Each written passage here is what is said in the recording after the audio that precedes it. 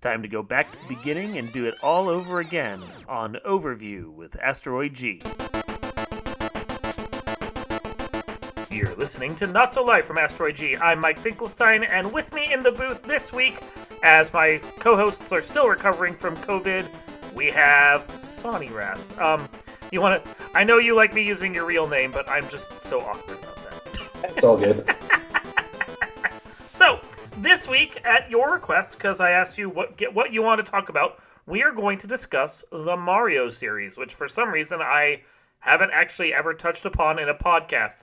But I guess we should probably discuss the rules for this podcast. Because if we say we're going to cover everything that's Mario, we'll be here for the next week live on air.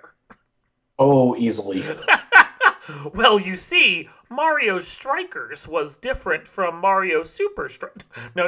We are not getting into the weeds on everything Mario here. So, we want to stick to the platforming games, the history of that, and most of, the 2D and 3D area for those, and leave everything else off as just footnotes. Yeah, we're not going to really jump into the sports games too terribly much. We're just going to stick to the mainline platforming Mario games. Starting with, of course, the origination of Mario prior to him actually being called Mario, with Donkey Kong, him being Jumpman, and Toadstool or Peach not being known as Toadstool or Peach, but Pauline. There's a heavy debate that Jumpman and Mario are two different characters, but overall, I'd consider them one and the same. I mean, I'd go with what Miyamoto says, and he considers them the same character. So if he considers them the same character, they're the same character. Exactly. He made it. He'd know. It's like saying, no, George Lucas didn't intend this scene this way. And Lucas going, I totally did. It's my scene. I can say what I want on it. Miyamoto would know, you know. But, well, with the origins of Mario being back to Donkey Kong, you have to think about how simplistic of a game that was back in the time.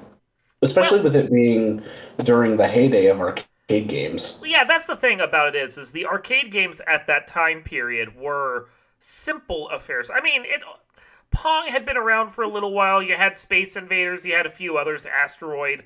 There was a slow shift towards trying to put some better features in, scrolling, having it be more than a single screen. But most of what arcade gaming was, Donkey Kong included, was a one-screen affair. You had everything that you needed to do on one screen, and you did it.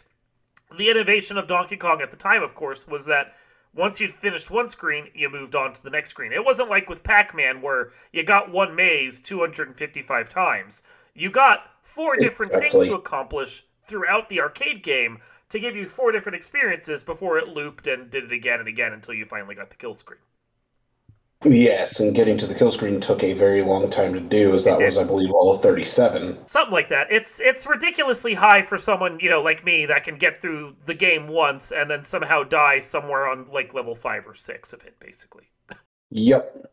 Yeah, so, but no, there is something about Donkey Kong itself that's special. Donkey Kong and Donkey Kong 2, Donkey Kong Jr., not so much Donkey Kong 3, but that's its own thing. We'll discuss those when we do a Donkey Kong cast, but... Yeah, though Donkey Kong Jr. does have a place in here, as that actually turns Mario into the antagonist. One of the only times he's ever done that. Mm-hmm. Yeah, but and Donkey Kong introduces the basic mechanics of Mario, although they're not really as refined as they would be in later games. His single jumping that just moves him forward, you're pretty much committed to your jump when he does that. The hammer that would show up again in later games, that gives you temporary invincibility, although, again, his invincibility would morph over time. And it gave us the villain of Donkey Kong, who was later replaced by other villains that kind of stood in the same scope of what he did, a big animal kidnapping a woman. And that trope continued through the entirety of the Mario series. Yeah, he swapped out a ape for a dinosaur, but otherwise... his whole plotline has not evolved since Donkey Kong. Nope. Minus the collectibles, of course, but that's... we'll get there when we get there. We'll get there when we get there. Yes. I was going to go ahead and continue on from the Donkey Kong games to the first Mario Brothers title, which was Mario It Brothers was. for the arcade as well. And And that that was the first time Luigi actually came around. it was. Mario Brothers holds a certain place in the series because of what it adds to the canon. It adds the Koopas, which act slightly differently there. It adds pipes. It adds fireballs. Not that you get to shoot them, but they are present in the game. The certain elements of what would become Mario Brothers, even like the bonus game stages with the coins, are evident there. Um, it's just that the mix of them changes, and Mario Brothers is still a very single screen adventure. Like that one's even more limited in its scope than Donkey Kong is, because that one screen is just basically repeated ad nauseum. Though that one screen does evolve a bit throughout the levels as you eventually hit points where the floor becomes ice and Mm-hmm. you have to deal with the ice physics. But that's about 15 or 20 levels in, something like Most that. people don't make it that far because it's a very simple game. Not easy, just simple. Exactly. And two extra enemies that got added in during the time of Mario Brothers were the fighter fly and the crab enemy that I can't entirely remember what Yeah, its name was. yeah. I'll remember most of them. I just know Koopa because the little guys keep showing up everywhere. But the flies do show up again in the Game Boy title of Mario Land. They do. Hmm. One of the few enemies to return from there outside of the Koopa itself. But Exactly. it's an evolution you have there because Mario's attack in this is more about his jump than like jumping over things. He doesn't really attack at all in Donkey Kong unless you get the invincibility. He has the ability to pop monsters up from underneath by jumping into blocks, something that would become more of a factor of the breaking blocks in later games. Um, so there's a steady growth from Donkey Kong to Mario Brothers to what would eventually become Super Mario Brothers. But Super Mario Brothers isn't just an evolution for Mario itself, it's an evolution of the whole platforming concept at that point. It became a full evolution on the platforming genre and Mm-hmm. is probably the grandfather Mm-hmm. of the entirety of the platforming genre. As it exists. Similar, yeah, Yeah. as it exists, similar to the original Castlevania, which we did the last time I was around. Um, but Super Mario Brothers brought side-scrolling into play It and actually gave the ability to go into cloud heavens or down warp pipes into bonus areas. It even brought different themes with underground levels, snow levels, etc. Um, and had slightly harder platforming than one would really expect for a very early game on the Nintendo Entertainment System. it defined Nintendo hard when it needed to be defined at that point. That's a lot of what you see in the early Nintendo experience is about trying to milk as much game time as they can out of the players. So instead of creating a long adventure, which wasn't really possible on the tiny carts they had at the time, memory wise, they created hard adventures that would just take you longer to get through them. You're going to get your $60 worth, and that means punishing minute after punishing minute. Which I think at that time it was either $30 or $40. I don't remember off the Yeah, it top of was my probably head. something around there. Well, and if you picked it up the right time, it was packed in free with the Nintendo. But Yep, and that was at the start of the Nintendo's life cycle. mhm. But it's interesting to look at that because what Super Mario Brothers brought to the platforming genre was scrolling. That's the most important feature of it. Because you can look at previous ones, Pitfall, Pitfall 2, plenty of the little platforming games for like the Spectrum and all the old PC type computers from way back in the day. They were based on the idea of arcade games, which were by and large non scrolling affairs. Few Very much games so. of that era scrolled. That scrolling was not something that you just expected. It was mostly single screen affairs. If you went off the edge of the screen, the game moved to a new screen. That was how it did quote unquote scrolling.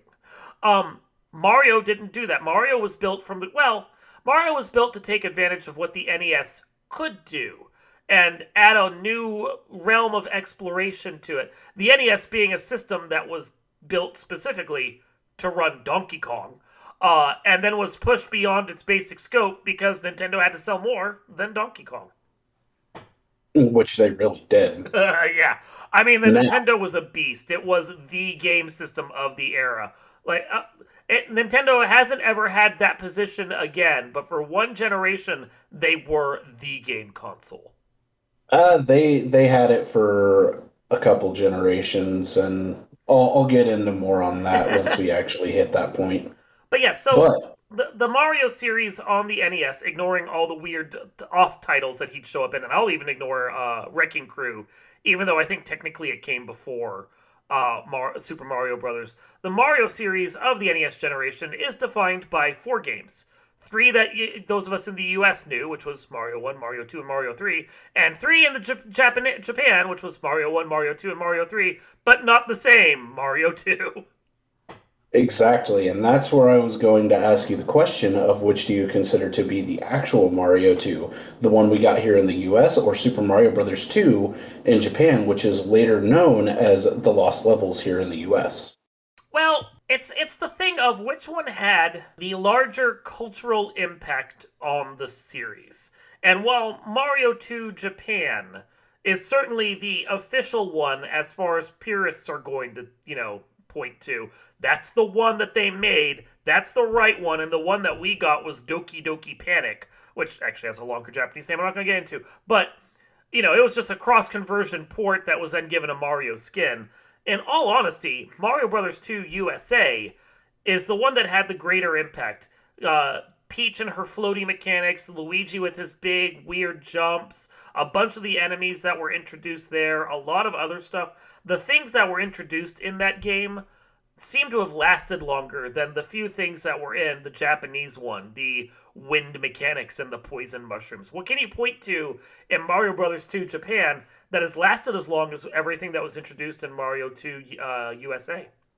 So the poison mushrooms did make a return later on in the series, but they weren't used to their maximum potential, I'd say. No. But they do still at least last throughout the series. I But mean, if we're talking the enemies that came from Mario 2 USA, we still have Bezos, we still have Clydes, we still have little ninja guys. Birdo, we have Ninjas. Like there were so many enemies that came around with Mario 2 USA that Mhm. still stick around even to this day and have even been added into other games such as the Mario Maker Mhm. series Yeah. to have their uses. And I mean, you look at like what's lasted since then. I mean, Wart showed up in the first Game Boy Legend of Zelda game. You can Hmm. look at Super Mario 3D World and point to the fact that it's basically a sequel to Mario Brothers 2. Like an official full blown one, like all the characters control the same way, it's just 3D landscapes. So it's both a sequel to Mario 3D Land and Super Mario Brothers 2, which is amazing. You can't Exactly. point to the same kind of sequeling of the Lost Levels in that regard. It's this weird expansion pack that sometimes its levels showed up in other things, Mario Verse or like Mario Brothers Deluxe, but that's just reusing stuff from it. It hasn't had the long tail that Super Mario 2 USA has had. No, and the closest thing you could call it a sequel to is the original Super Mario Brothers, and that's about it. Mm-hmm. Yep. But the next title in the series, oh man, this title brought a whole lot to the table, Oh, it did. and It brought that's right. it brought its own movie, The Wizard, with it. Mhm. Okay, With but all of the secrets of the warp oh my whistles, god, the Hammer Brothers suit, the Tanuki suit, Raccoon Mario, so much. I mean, and Karibo's shoe. like the whole thing about Super Mario Brothers 3 is that it basically more than the previous two games that came before it set the template for how the series was going to move from that point forward. Mario World was an evolution of it. Everything that came after Mario World plays on the mechanics of Mario Brothers 3 and Mario World. Sure, the flagpoles made a return in later series just because they're like an amusing throwback, but like everything that's come since Mario Brothers 3 has grown on Mario Brothers 3. That's our seminal title right there. That's what defines it. And it was the cultural phenomenon. If you were alive when Mario Brothers 3 came out, you had to have Mario Brothers 3 or you weren't cool. Exactly, and it brought so many great aspects to the table. It Uh-huh. brought P-Speed, Yep. which Is still became alive. used Yeah. in later iterations of the Mario games and is still used to this very day. Yep. And it brought mini games. It brought a map for each individual world, Yep. worlds 1 through 8, grassland, desert land, waterland, Yeah. big big land, skyland, iceland, pipeland, and darkland. About the only thing that Mario Brothers 3 didn't include in some nascent form that Super Mario World basically built out further was the idea of multiple exits that actually led different directions on the world map. Other than that, Exactly. everything was there in Mario Brothers 3 for the series to come. And my thoughts on that were is it was due to the limitations of the NES in and of itself, Hmm. as it would make the ROM size too large Yeah. Well, for the NES to handle. same reason why they wanted to put Yoshi in that game and then held off and did it later. It's just there was only so much they could cram in, and they crammed a lot into that game. That was like that's one of those games that you look at and you go, "This is Nintendo just pulling a classic Blizzard right there and being like, this game's gonna be done when it's done." Oh, exactly. But with Super Mario Brothers 3, it was most definitely worth the wait. Oh yeah, oh yeah. No, that was like you can point to a lot of games on the NES that are great. And maybe there's even some NES games that you might think are better. Like, I mean, you and I will both play the shit out of Final Fantasy, especially in the randomizer. But I don't know the last time I went back and revisited any version of Super Mario Brothers 3. But as far as the defining title for what an NES collection has to have, the game you need if you own an NES, it's Mario 3. I would absolutely agree. And then the second title behind that is the original Castlevania, and then the third one being Castlevania 3. I really want to cut in there before you could finish your thought and be like, The Adventures of Bayou Billy. No, that's the fourth one. It's a terrible game. Don't play Bayou Billy. It's awful. It's terrible. It's so bad. But no, yeah, like everything about Mario that you expect is there. Like in Mario Brothers 3, everything you were talking about, the fortresses, the not the ghost houses, but there were still mini fortresses and mega fortresses, and the mini fortresses were basically like the ghost houses. Right. The big fortresses evolved out of the airships. But airships still show up occasionally too. Uh, They do. they do. They do. So much of it, like the multiple warp paths on the overworld, secrets and other things to explore, special houses, everything is there. Despite being an And NES game, it's super complete for the series. and the one thing we've overlooked that Mario 3 also brought to the table Hmm. that is still used fairly often is the inventory system. Yes. It is. It pops up from time to time. Wasn't really present in Super Mario World. The inventory system there was really stripped down, but it comes back from time to time. And the other thing that it brought that was never shown up again, brunette Peach. Yes, Yep, she looks so much better as a brunette. I don't know why she bleaches her hair. It just doesn't work. because Daisy came around, which leads into the next set of titles, the Super Mario Land titles, Super Mario Land, Super Mario Land 2, the Six Golden Coins, and Super Mario Land 3, which actually was Wario Land. That's the one I think we probably shouldn't take as big Yeah, of we a won't. look into, We won't though. touch upon that. The Wario Land series went weird. Now we can skip ahead to it for a second. Wario Land, Super Mario Land 3 is probably the closest to being a traditional Mario game because after that, the mechanics really evolved. But it's the first two games in that series that are the most interesting for what we're discussing. Mario Land being basically a pint-sized little edition of essentially the first Super Mario Brothers.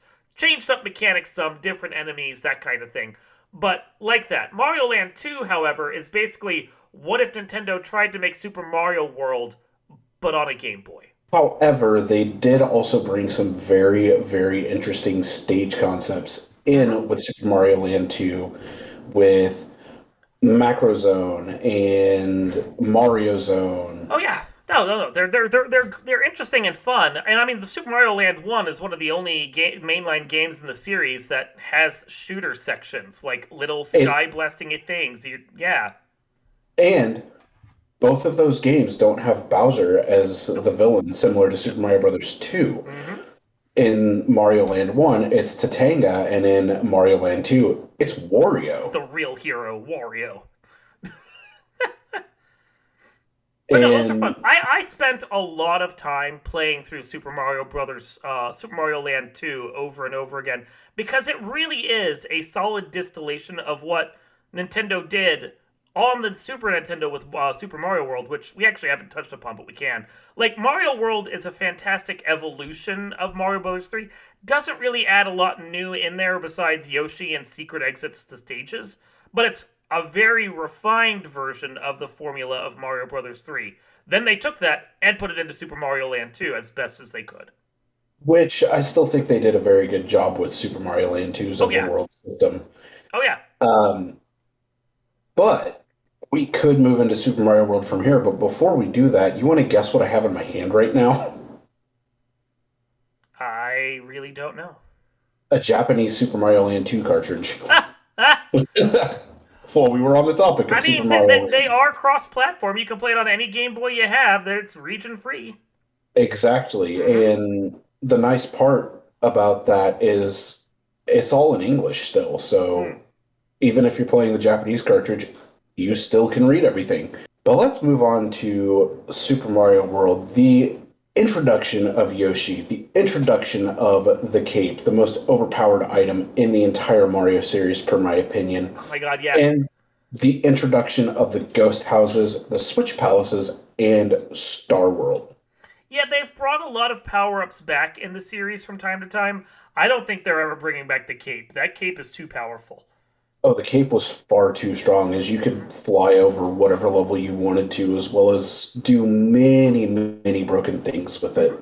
Yeah, you can take damage, and if you're in flight mode, you don't even actually lose your power up. You just gently sail to the ground. It's crazy what's in that game that they let slide through. It's certainly of the original Mario platformers, which we're pretty much reaching the end of that era.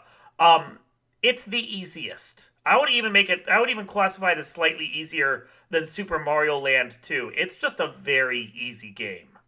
It is very easy, and that's why people made ROM hacks of Mhm. Super Mario Oh yeah, World that are actually extremely difficult. they are. But yeah, no, 12-year-old me could 100% that game. If 12-year-old me could do something like that, this game is easy, okay? Mhm. But it's fun. But It's fun. It honestly holds up even now. There was a style to Nintendo on the Super Nintendo. That console, despite being only quote unquote 16-bit, had quality to its graphical effects. You couldn't always push it. You couldn't always get as much speed as the Sega Genesis could do, but it was lush, it was pretty, the people working on it knew what they were doing. The Super Nintendo had some of the best quality games of any era. oh yeah, which I mean, it actually did get pushed beyond Mm-hmm. 16-bit with the EXGFX chip, Mm-hmm. and that's only prevalent in Super Mario RPG Legend of the Seven Stars, which if I went into details on that game, I We'd be wouldn't be able lost. to stop for about 20 Yeah, we'd minutes. be lost. I mean, that's a great game. It's one of my favorite Mario games, but it doesn't really suit what we're doing here. It does, however, point us in the direction of like where the conversation goes because okay, so when we talked about Castlevania, we talked about basically the phases and the eras and how the different games kind of group together naturally. The Oh yeah. Mario series is kind of bifurcated basically. You've got your Yeah. platformers and then you've got your 3D platformers. And sometimes you have a weird crossover. The Mario 3D Land and Mario 3D World are kind of one foot in both. But like for the most part, you've got your flat platformers and you've got your 3D platformers. Oh, exactly. Mm-hmm. And I mean, we can say the same for all the following titles Mm-hmm. with the platforming and 3D platforming Mm-hmm. because there are aspects of both in each of the following games, excluding Super Mario 64, which really didn't have any 2D platforming per Nope. se, but definitely had everything for 3D platforming. One of the most well-known titles on the Mm-hmm. Nintendo 64, the start of Nintendo's 3D platforming era. Yeah, the Nintendo 64 was not a huge success for Nintendo. Like the Super Nintendo was a good seller. It did beat the Sega Genesis, but the Sega Genesis was a very solid second run. Like, and also ran like right there beside the Super Nintendo. Good battle between them. The Nintendo 64 and Nintendo's decision to work in cartridges only on that console really hurt them. They lost a bunch of their third party developers. Their games were too expensive to make, so a lot of people didn't want to work with them. Nintendo's controlling attitude of that era did not work in their favor, and the advantage that they'd had for 2 generations, plus the Game Boy, was really squandered at that point. But despite all of that, Super Mario 64 is a brilliant game and easily my favorite of the entire series. So, SM64, being as well made of a game as it was, Mm-hmm.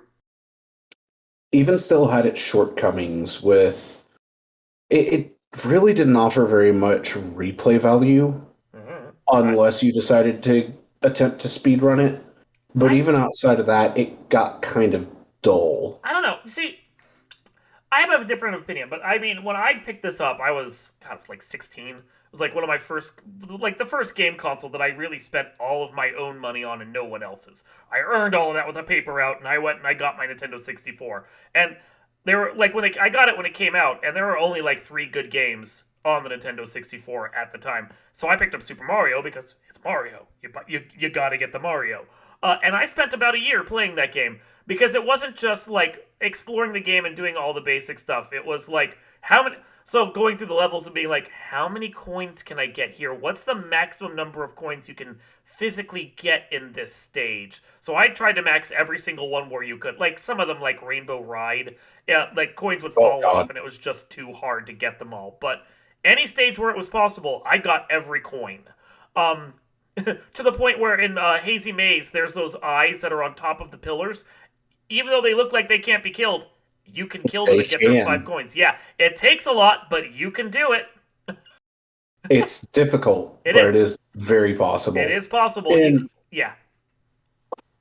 SM64 definitely laid the groundwork for Nintendo's future with the 3D platforming. I would argue that it's the most, like, it's not the most refined version, but it's the best version of the concept. Because, I will highly agree on that. Yeah. Because going through the later games, the only one of the games that's really held up for me, even close to what Nintendo Mario 64 tried, was Odyssey. And even then, like, I got to a point where I'm like, I've done what I needed to do in this game. I don't need to play this anymore. I never felt that way of Mario 64. I still don't feel that way of Mario 64. But, like, Sunshine is too weird. Galaxy and Galaxy 2 have a cool mechanic to them, but it didn't hook me. Odyssey's okay. Like, I hate to be the one to say that, but it's like, it's okay. None of them are Mario 64. So, exactly. It laid the groundwork. It was the defining game for the 3D platforming era.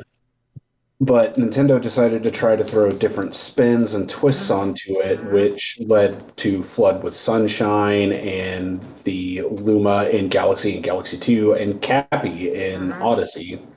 But we'll expose upon those here in a little bit. Next up was return to the 2D, or not the 2D platforming genre. Next up was the second installment in the 3D platforming with Odyssey, or not Odyssey, Sunshine. Yeah, and this was the thing. Sunshine was billed as Mario 64 2. Everything you liked is going to be in here. I hated Sunshine. It is not a proper Mario game. Most of the time you're running around with a fucking squirt gun and blasting at shit. I'm like, this is not Mario. Give me some jumping. Give me some worlds to explore. Leave me the fuck alone while I go do it. And Sunshine, in my opinion, wasn't that bad of a game, but had some very major flaws on its sequencing. Yeah. Because with Super Mario 64, you were hard locked into sequences. But with Sunshine, you had to do Chapter 7 of every area in order to get Shadow Mario defeated, which after you defeated Shadow Mario in every area, you then were able to access Corona Volcano and be able to beat the game. And due to how that sequencing worked, if you ended up getting shines prior to when you were supposed to and be able to access that seventh chapter even faster, Hmm. then you didn't really need to play much of the game. No. Well, that was the thing, is that, like, Mario 64 was an exploration game. It was Nintendo saying, how do we take the concept of Mario and apply it to a 3D world? And then, for the most part, like, some elements of Mario in there, but it didn't feel like a standard Mario game. Sunshine was. It lost a lot of the exploration. You had to go through certain things in a certain order, or if you sequence broke it, you then skipped huge chunks of the game that you never had to touch again. Um, but it also, like, it was weirdly hand-holdy and a very strange look for the game, and it did a lot that didn't really work for me because it didn't really feel like a Mario game. Now, if they'd said it says Luigi's Sunshine, I would have been like, all right, whatever, go let Luigi have a thing. But the first Mario game to come fully since Mario 64 didn't feel like a Mario game. I will agree with that. And I mean, the Luigi game that did come around for the GameCube was Luigi's Mansion, and that Uh-huh. was very, very well executed by Nintendo. Well, they were free to And create their own thing there. And that's actually kind of weird in that regard, is that when you talk to people about Luigi's Mansion, uh, the first one is held up as the most, like, the best version of it, because in the later games, Nintendo once again felt the need to do weird shit with it. yeah, Yeah. and it also is one of the only games where Mario's the one that's being rescued. Hmm. And it's that Mario and Mario is missing that I know of Super Princess are, Peach. oh yeah, and Super Princess Peach. I forgot about Super Princess Peach Most people do. because that game kind of went under the radar, Yeah. and it was a pretty good game. Hmm. So yeah, from there, the series really starts to split itself because we get the two galaxies, of which I'll admit I only played the first one of the two. Um, Most people, when they talk about Mario Galaxy 2, is they discuss it in the same kind of terms as the Lost Levels. It's like, it's Mario Galaxy again with new things, but it's still Mario Galaxy, so yay. And I will say the highlight of Galaxy 2, in my personal opinion, is getting that 242nd star of completing the perfect run on the Grandmaster Galaxy. You have one health point. You take a hit, you're dead. So you have to play flawlessly in order to get that 242nd star. The best thing I can say about Mario Galaxy is that it had an interesting idea with its little planetoids that you bounce between. Instead of just being fixed on a single, like, world, you got to move between worlds, and the little worlds had their own cool things that were going on in different shapes and so forth, and that's neat. The downside of Mario Galaxy is that it felt even more handholdy than Sunshine. You had to do things in a certain order, and the world would change and evolve for each star, which was cool, but it also meant that there was no fun of just free exploring and doing things your own way like you could do in Mario 64. If you want to do things, you had to do them in this order the game expected you to. Oh yeah. Yeah. And we've skipped a few games in the process because the Game Boy Advance had the remakes of the Yeah. Mario games, and Yeah. we also skipped another one on the Super Nintendo, Super Mario World 2, Yoshi's Island. See, I consider Super Mario World 2 a Yoshi game, not a Mario game. I mean, Super Mario yes Super and Mario no. It is. Super Mario World 2 led into the Yoshi story and the other island games that came afterwards. It defined a Yoshi style game with their own mechanics and how those games played. Yoshi's knitted whatever and all that stuff. Woolly World, that's what it is. Those are Yep. Yoshi games. That's the Yoshi series. The But Mario that games are separate. But I will go ahead and say that with Super Mario World 2, that did set the groundwork for Nintendo to be like, hey, we could have Yoshi be a standalone character. Yeah, which is great. He's his own series, though. And then we If have remakes Yeah, I know. on the Game Boy I mean, Advance. I'm just saying, if Mario Land 3's Wario Land is the Wario series, Super Mario Super Mario World World 2 is a 2, Yoshi Yoshi's series. Island. Yeah, Exactly. yeah. But it at least deserves a mention. Sure, sure. And Um, the remakes are interesting in their own regard. It's like they took the game at each of the games from the NES and Super Mario World and kind of dumbed them down a little. so I will say that they did in the case of Super Mario Advance and Super Mario Advance 2. But Super Mario Advance 4, which had Super Mario Bros. 3, also added a different thing into it with the e-reader at the time, allowing extra levels, extra power-ups, and all sorts of other things to be obtained. And Super Mario Advance 4 also had the return of the glorious cape. Mhm. I mean, they're fine. I never really played the Game Boy Advance remakes. They were fine. Like I had the Super Mario All Stars, which was just the Super Nintendo version of them, which for the most part were mechanically pure to the NES games, aside from the inability in the original Mario to jump over the piranha plants. Um, but they were mechanically fairly pure to the original games. The Game Boy Advance ones, I'm like, I didn't need to pick them up because I had the Super Nintendo edition, and I think I would have been irritated by the changes made to those games. They did make some questionable changes, I'll put it that way. They made Super Mario World or Super Mario Brothers 2 much easier and very weird, honestly. Yeah, they changed the physics of Mario 2 just ever so slightly enough to where it doesn't feel like Mario 2. Yeah. But with Mario World, they left the physics the same, and they actually allowed the option to switch between Mario and Luigi depending upon who you wanted to use Mm-hmm. for your playthrough. Mm-hmm. Yeah. And then with Advance 4, Mario Bros. 3, it's actually pretty much the same Mario 3, just Super Nintendo style graphics on the Game Boy Advance. Which the There Game you Boy go. Advance was good at. And the another one that we skipped, the return to the 2D platforming genre, was New Super Mario Bros. Wii. That came, we didn't skip it. We hadn't gotten that far yet. Did New we? Super Mario Bros. 3 was the launch title on the Wii. Was it? I We thought it came skipped after it. Galaxy.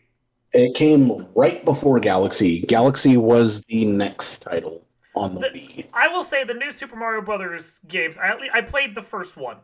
I didn't pick up the ones. I didn't pick up New Super Mario Brothers on the. Uh, was it Wii DS? U. It was DS. There was New Super Mario Bros. DS, New Super Mario Bros. Wii that came U, after. Yeah. and SMB Wii, Yeah.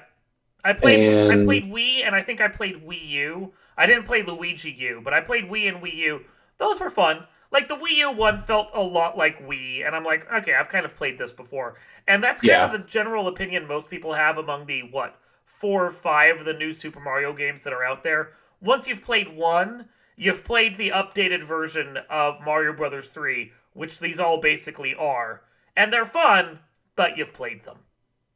But there was one power up that New Super Mario Brothers on the DS brought in that really hasn't been seen since, Mm-hmm. and that was the Koopa Shell power up. Yeah, I don't even remember it. So as soon as you hit P speed, Mario would go into the Koopa Shell, and you would just be controlling the Koopa Shell, only able to jump Oh, that's cool. while moving. If you hit a wall, you bounced off the wall like a Koopa Shell would. That's kind of cool. I mean, I like them. Those games definitely go all in on the collectathon experience. Like they kind of started doing that with the Game Boy Advance remake of Mario World, where you could play through and try and collect all the Dragon coins to 100% the game. But like for Mario Brothers, New Super Mario Brothers, and all the games that came after, you had to get those star coins if you wanted the full experience of the game, and that's fine. But at a certain point, I kind of get bored with collectathons. And that's fair. The collectathon definitely wasn't for everybody. Hmm. But we did miss a power up in Super Mario Bros. 3, now that I think about it, that also hasn't really made a return, the frog suit. Oh, I was gonna say Kerbo's shoe, but sure. Yeah, we haven't seen Karibo's shoe come back in a long time. Well, I take that back. Karibo's shoe actually does make a return in Mario Maker, See, but nope. But this is what we need. The next game Nintendo needs to put out: New Super Mario Brothers shoe, all the time. oh yeah. But no, the frog suit's fun. Frog Suit's dumb. Like, it's great in the water and absolute ass out of the water, but it was amusing to use it. Unlike its counterpart, which is the updated version that came out in New Super Mario Brothers, being the penguin suit, which was great both in water and out of water. Mm-hmm. It's interesting. As it really was, as you were able to fire snowballs and freeze enemies. I gotta say, of the late era Mario games, the one that I liked the best was Mario 3D World. That is a fun game. Ah, Mm-hmm. yes. Mm-hmm. That was everything. I played Mario 3D Land, and that was okay. Like, I liked it. I got to a point where I was kind of like, okay, I've seen everything this game has to offer, but I played the crap out of Mario 3D World right up until I basically unplugged my Wii U. I played the crap out of that game because it was fun. So with 3D Land, it brought back the Tanuki suit, but 3D World introduced a completely new power up Mhm. with the cat suit. Oh man, That's a that great power power up. up, Yeah, the climbing, the that sailing, the dive kicking. It's a great power up. it left its mark Mm-hmm. for many, many fans of the Mario series and had the perfect combination of 2D and 3D platforming Yes. that it didn't matter how many times you played the levels, it never felt stale.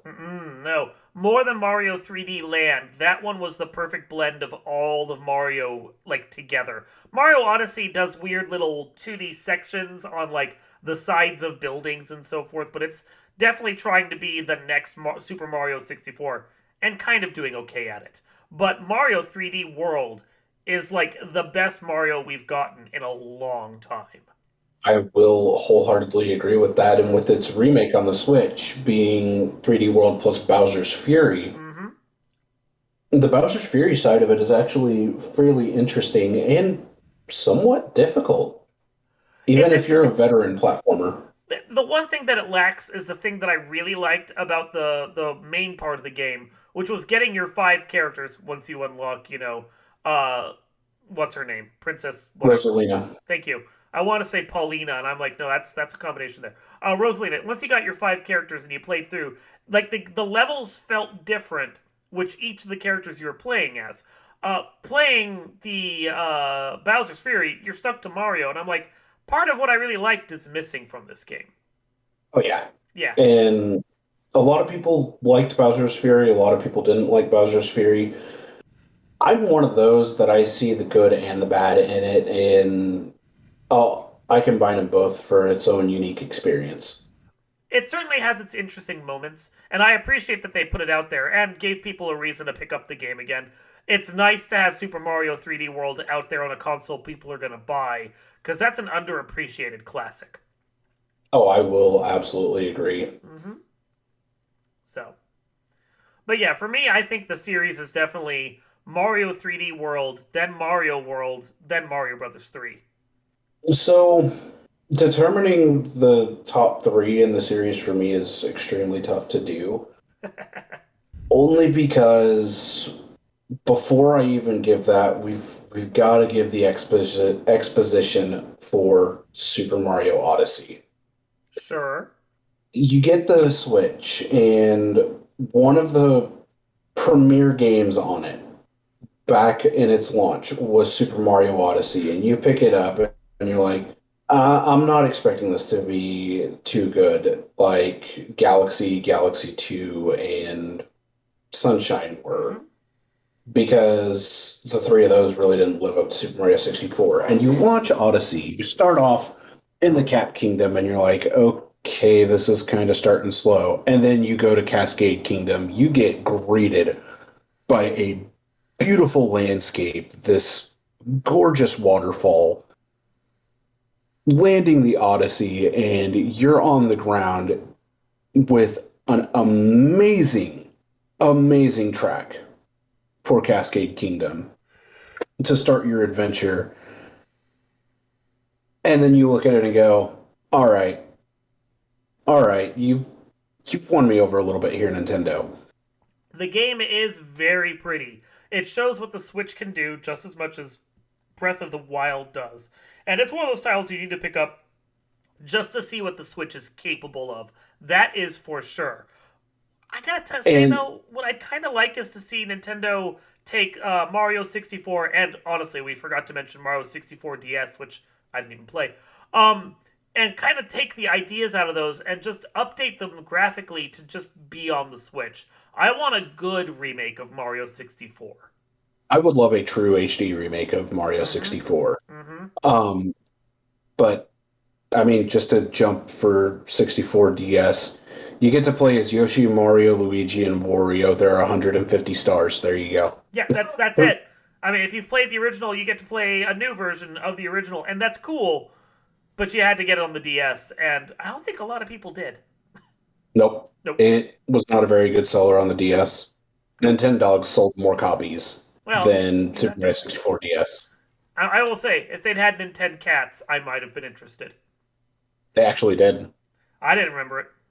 There was Nintendo Dogs and Cats. Oh, I don't remember it. I just remember the dogs. I remember the dogs for days because an ex played that thing constantly, and there were like 3 or 4 editions of that stupid game.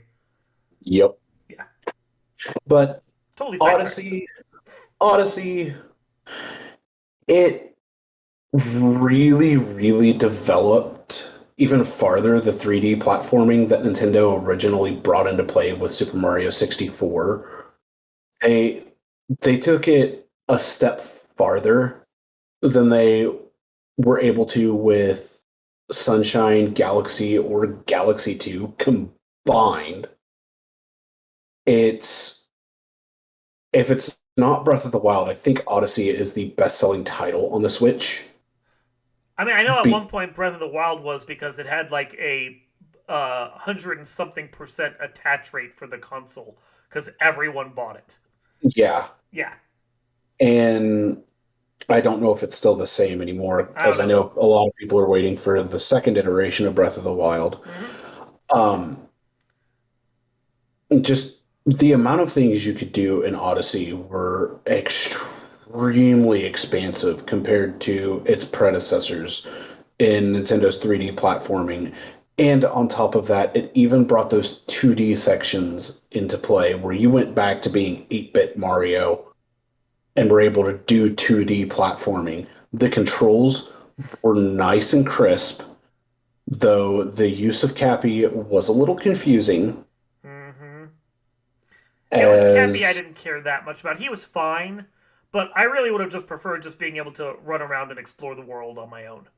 oh yeah, Yeah. but having to use Cappy in order to take control of monsters and be able to use their abilities to your benefit in order to get power moons or even power stars later on, it didn't have quite the same feel that Super Mario 64 left on a lot of its audience, even now. But it still is an extremely good game. Its graphics are fantastic. Its music is phenomenal. It's it's just a very well made game with an extremely good soundtrack with a couple of annoyances. And if you happen to play through and get to the darker side of the moon, be ready for more or less Kaizo. Hmm. I appreciate it the most of the 3D games that came out that are like pure 3D. Certainly, I do still feel though like Mario 3D World is a more pure reflection of Mario itself. 3D World is a pure reflection of the classic Mario Hmm. series. I think that's the But thing is Mario 64 wasn't a classic Mario in the traditional sense of the term, but at the same time there was a purity to it that Nintendo hasn't managed to recapture even in the remake of Mario 64. no, they haven't. And if they ended up doing a full-on remake of, or a full-on HD remaster of just the base Super Mario 64, no DS and none of that Hmm. in it, I think that they would have an extremely well-selling game. Hmm. People love that game. It's one of those games they can bring out time and again and be like, "Hey, look, Mario 64, enjoy." Hmm. Exactly. So, It's It's such a good game. It deserved so much more than it got, but at the same time, it's the Mario series. Nintendo's never going to be done with the Mario series Mm. until the day that they close. Yeah, it will outlast the heat death of the universe more than likely. Oh, absolutely. So, you got anything else about Mario?